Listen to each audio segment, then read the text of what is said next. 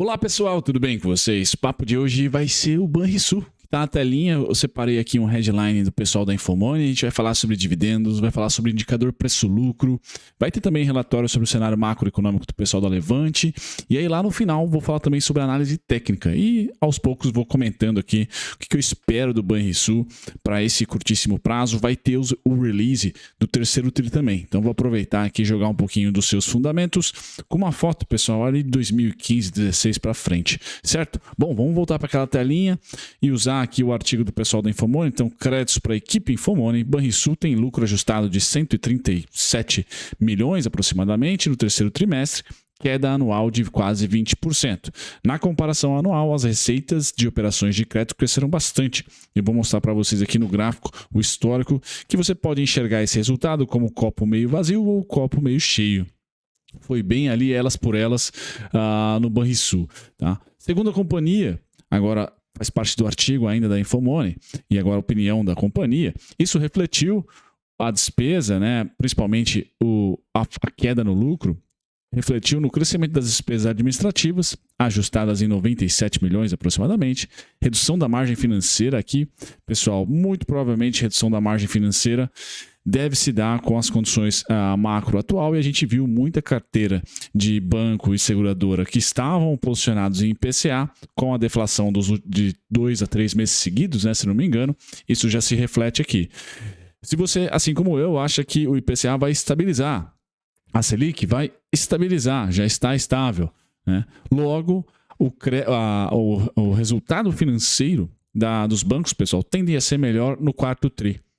Porque nós já tivemos aí uma estabilização do IPCA, então o IPCA parou de cair, né? Teve até um aumento aí no último mês, e os juros tendem a ter manutenção, assim esperamos, mesmo com a PEC da transição. O Roberto Campos não deve subir juros esse ano. Se tiver algum risco fiscal além da PEC, ou a PEC ocasionar essa inflação tamanha, ou a inflação por si só organicamente voltar a subir bastante, o Roberto Campos no ano que vem deve subir.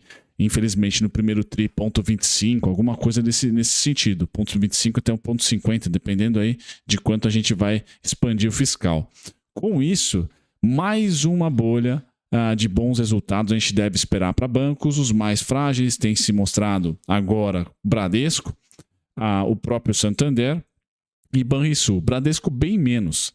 Ainda acho que o Bradesco é a maior oportunidade dentre os bancos, mas bem menos frágil nos resultados. Aí sim, Santander e Banrisul não estão tão bem assim se comparado com os dois grandes e principais desse ano aqui, que fica com o Banco do Brasil e Itaú. Tá? Mas aqui tem a redução da margem financeira, menor fluxo de despesa de provisões para perda de crédito em 46 milhões, redução de outras despesas operacionais, aqui é a parte positiva, líquidas de outras receitas em 40 milhões. Aumento das receitas de prestação de serviço e tarifas bancárias em 26 milhões. Aqui foi bacana o crescimento. Na comparação anual, o crescimento da receita, eu já vou mostrar para vocês. A evolução das receitas, segundo a própria companhia, de operações de crédito nesses comparativos foi influenciada principalmente pelo incremento das receitas de crédito comercial e das receitas de crédito rural, favorecidas especialmente pela ampliação no saldo e elevação da Selic, com efeito sobre as taxas de carteira de crédito. Logo, o banco ganha mais dinheiro aí com esse aumento da Selic, porque o spread aumenta também, de quanto ele empresta, de quanto ele capta, para quanto ele empresta. Tá? Aqui um pouquinho dos fundamentos, pessoal, lá do Fundamentei, créditos para o Fundamentei, que eu quero trazer para vocês. Primeiro, o PDD de 2015 para cá, ele vem em uma tendência de queda. Tá? O que não necessariamente refletiu nos dividendos exuberantes, eu vou mostrar o gráfico de dividendos já, mas é um banco que vem com a política de menor PDD, não é da pandemia para cá, e sim 2015, 16 para cá, onde o aumento foi muito forte, época de impeachment, recessão, então natural que todos os bancos apresentem uma queda em relação a 2016. Mas o Banrisul, ele retorna, tá, para aqui faixas de PDD pré-2016, pré-2015, estamos falando de 2012, 13, 14. Ou seja, se nós tivermos aqui a manutenção da receita crescente, como teve, com intermediação financeira, logo, conseguir também ser reforçado pelo lucro financeiro estável e crescente, por quê? Porque para o próximo TRI, eu não espero muita oscilação ou nenhuma oscilação na Selic e também não espero oscilação forte, quem sabe nenhuma, também na inflação. A gente nem deve desaquecer a inflação, final de ano, consumo, aquela coisa toda, o fiscal está expansionista, a gente deve ter ali uma demanda forte, aquecida, muito por rodinhas do governo, mas ainda assim aquecida, então a inflação deve ficar ali elas por elas, tá? Talvez até subir mais um pouquinho, mas a Selic estável ainda. Então deve ter um incremento da sua margem líquida que ele perdeu nesse TRI, pessoal, se foi de 12% para 6%, essa margem deve aumentar. O crescimento da receita com intermediação financeira chama atenção, tá? Mas a margem, por outro lado, puxou para baixo. Então, o copo meio cheio, copo meio vazio. Tá? O ROI ficou em um dígito somente, índice de Basileia tranquilão. Então, o PDD menor. Tá? O PDD menor, qual foi o problema que a gente encontra? Não no valor total do PDD. Vejam aqui que como o gráfico da linha vermelha, o PDD é o vermelho, pessoal. Tá? O PDD é o vermelho, faltou falar. O PDD está em queda em valores totais. Só que em relação ao lucro, não, porque o lucro teve aqui um abatimento muito forte por causa da queda da margem. Se essa margem, eu espero que essa margem volte a performar com 2 dígitos por essa estabilização macro aqui no Brasil, tá? Nós devemos ter aqui novamente esse PDD caindo e caindo bastante, para baixo dos 100%. Isso traz a expectativa de bom resultado, traz a expectativa também de dividendos. Então depende se você quer olhar para meio vazio ou meio cheio. O resultado do Banrisul, na minha opinião, dá essa argumentação. Não é nortista, como foi do Itaú, como foi do Banrisul, do Banco do Brasil, e também não é sulista ali, como foi, por exemplo, do Santander e do Bradesco. Acho que tá elas por elas ali o resultado do Banrisul, pelo menos minha opinião. Os dividendos pós 2016, a gente percebeu que sim, né, o incremento foi muito forte em 2018, 1,92, então 2016 aqui a média era por volta dos 50 a 77 centavos, né? O mínimo e máximo, tirando 2013 aqui, que foi ruim, a gente pode tirar uma média aí de 50, 55 centavos por ano. Pós 2016, a média aumentou. Por quê? Muito ocasionado por 2018. Mas percebam aqui que o PDD vem diminuindo e o dividendo, de certa maneira, de 2018 para cá, consistentemente performou acima dos 55, tirando 2020, um ano que a gente não pode, né, ser comparado aqui, mas colocando aí 2021 e 2022, pessoal, o dividendo está maior. Então é uma companhia que tende a pagar em média, a média está em 73 centavos, tá? 70 centavos, vamos arredondar para baixo, se você acreditar que a receita está crescendo, tá? E o lucro deve ter a sua margem restabelecida no próximo trimestre. Vamos colocar aqui 70 centavos, 6%, R$ 11,66. O Banrisul hoje está negociando a R$ 11,30. Preço-lucro, pessoal, o lucro tomou uma pancada, vocês perceberam, pela margem. Então, vocês, mesmo com o preço caindo, o preço estável, o preço está estável do Banrisul, vou trazer para vocês, o PL deu uma subidinha. O PL deu uma subidinha, porque o lucro tomou uma pancada. Qual que é a média do PL do Banrisul? 6,5, estamos hoje a 5,15, tá? Créditos aqui para o investidor 10, onde eu peguei esse dado. E o Banrisul, diferentemente dos bancos privados, tem o pico, tem o teto do seu PL na casa dos 8 a 8,5.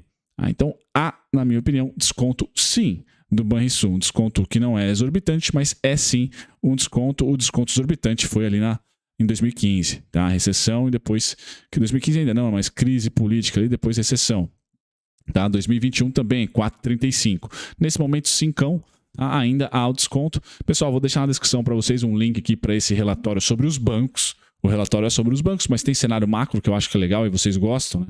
Então, é um relatório aqui do pessoal da Levante, que fala do Banco do Brasil, Bradesco, Itaú ou Santander. Exclui aqui o Banrisul, pelo menos nessa parte do título aqui. Então, para vocês que querem complementar sobre os outros bancos, está aqui a opinião da Levante, que vai pegar aí os 4 principais bancos em termos de resultado da Bolsa. Finalizo com o Banrisul, pessoal. Então, acho que pré-eleição, falei dos pontos para vocês de alvo 12,63, não bateu no 13,31, acho que o 13,31 é novo, mas o 12,63 não. Bateu lá, pessoal, está lateralizando. E é o cenário que eu espero para os bancos. Uma lateralização, enquanto o Ibovespa pode sim cair se as commodities perderem em termos de troca. O dólar cai muito, as commodities estabilizarem, a gente deve ter um enxugamento no setor de commodities para o ano que vem. Mas bancos, se repetir 2011 e 2012, como eu acho que vai repetir, eles param de cair muito mais cedo do que o Ibovespa e formam um topo, formam um fundo. Ele só não reverte a tendência porque precisa de um crescimento econômico mais saudável, ou seja, com inflação mais baixa. Então, enquanto eu não acho que a gente vai ter inflação baixa, tá? Nos próximos 3 a 6 meses, os bancos devem lateralizar, porque a estabilidade das condições é também positiva para o preço dos bancos. Eles não entram em tendência de queda porque o Selic está alta, a inflação ainda alta, apesar de estável ambas. Ele consegue lucrar, tá? O seu resultado financeiro, principalmente. O dinheiro fica mais caro e como a Selic está mais alta, o spread, ou seja, quanto ele capta esse dinheiro e para quanto ele empresta, essa margem tende, quando estável e alta, né, valor nominal alto da Selic e estável, eles tendem a ter mais eficiência nesse lucro financeiro e não perder margem. Então, acho que esse trimestre aqui, tudo bem perder margem por causa da deflação e também, ainda assim, tivemos bastante turbulência por aqui, mas não acredito que ele deva continuar a perder margem nos próximos trimestres. Cenário base, então, pessoal, 10,88 era o primeiro alvo, tocou, então engenheiro de obra pronta não vou cornetar aqui, é suporte sim, porém a oportunidade, o descontão vai estar na casa aqui dos 9,12 aos 9,95, mas principalmente 9,12, 9,37 e 9,60. Tá? São grandes pontos, o 9,37 sendo o melhor deles. Tá? Caso o banco volte aqui ao suporte pré-PEC dos benefícios, natural, estamos discutindo uma PEC, então eu vou pegar a PEC dos benefícios e plotar para vocês, tá? Exatamente aqui, essa é a PEC dos benefícios, essa foi a PEC dos precatórios, outubro, novembro de 2021. Tá? Então as duas PECs formaram um fundo, então eu vou colocar que a PEC da transição é um fundo um pouquinho mais alto, mantendo aqui uma linha de tendência de alta, tá? Entre 9,95, mas principalmente 9,37. Grande suporte aí para o Banrisul. Tá? Alvos para cima, pessoal. 11,55, 12,3, 12,63. E para o médio prazo, tá? O médio prazo que eu tenho, o Banrisul, que seria lá os 8 vezes lucro, tá? Muito provavelmente vai estar circulando lá. Tá 15,87, 16,67. Então, médio prazo põe 2024 para frente. Tá? Curtíssimo prazo, a gente deve brigar em muito, pessoal, muita treta entre os 13,30, tá? Aos 9,37. Tá? Bem caranguejão, é assim que a gente deve esperar, assim como as condições macroeconômicas também estão sugerindo. Vai me surpreender o cenário para baixo. Qual que é o cenário para baixo, pessoal? Não tem nada no 8, no 7, no 6. Cenário para baixo, 5,81, 5,50. Aqui é o kamikaze. Tá? É o cenário que não deu certo. Vamos aí para 2015, 2016. Beleza? Fora isso, grande abraço para vocês. Até o próximo conteúdo. Tchau, tchau.